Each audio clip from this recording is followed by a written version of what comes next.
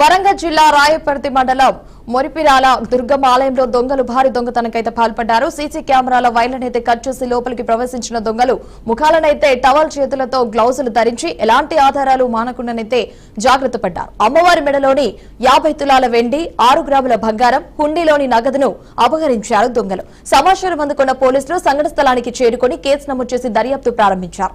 Right ఇక bulletin లో breaking news చూస్తున్నాం. వరంగల్ జిల్లాలో అయితే దుర్గమ్మ టెంపుల్ అయితే దొంగలైతే దారుణానికి చేశారు. ముఖ్యంగా సీసీ కెమెరాల వైర్లను కట్ చేసి అయితే వారి ముఖాలను కూడా టవల్ తో కవర్ చేసుకుని చేతులకు గ్లౌజులు ధరించి అయితే దొంగలైతే అతి దారుణానికి అయితే పాల్పడి తెలుస్తుంది. అమ్మవారి ఆభరణాలతో సహా ఉండి నగదును కూడా ఎత్తుకెళ్లారు దొంగలు.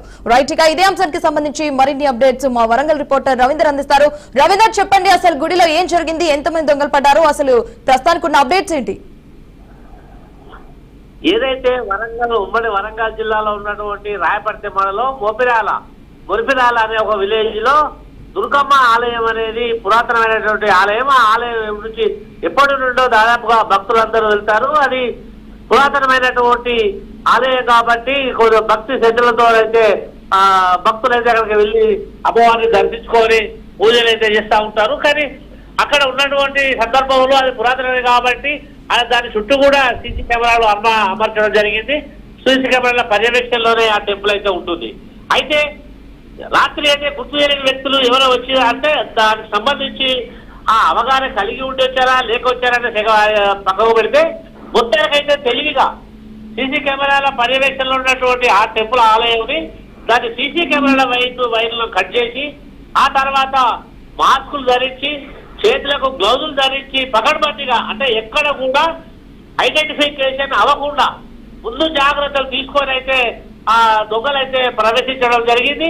మొత్తానికి ఆలయం లోపలికి వెళ్ళి తర్వాత ఏంటంటే ఉండిలో ఉన్నటువంటి డబ్బులు కానివ్వండి, తర్వాత అమ్మవారి మెడలో ఉన్నటువంటి 50 తులాల వెండి, 6 గ్రాముల బంగారం అనేది నిర్ధారణ ఆలయ కమిటీ వాళ్ళు కావచ్చు లేకుంటే పూజారి తెలపడం జరిగింది. మొత్తానికైతే అమ్మవారి ఆలయంలో చోరీ జరగడం చాలా పకడ్బందీగా అంటే ఎక్కడ కూడా ఐడెంటిఫికేషన్ కాకుండా ముందు జాగ్రత్తతోనే వీళ్ళు దొంగిలించడం జరిగింది.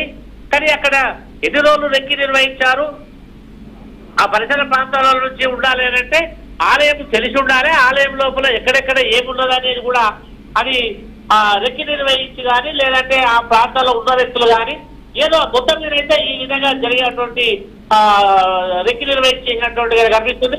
మొత్తం మీద పోలీసు వాళ్ళు డిపార్ట్మెంట్ ఎంత పొద్దున చేరుకొని ఆలయం చుట్టూ కూడా అన్ని వేలి ముద్రలు అవన్నీ తీసుకొని కూడా వాళ్ళు మొత్తం పర్యవేక్షణ చేస్తున్నారు. దానిపైన పూర్తి సమాచారం సేకరించాల్సి దీనికి పూర్తిగా ఇంకా తెలవాల్సి ఉంది.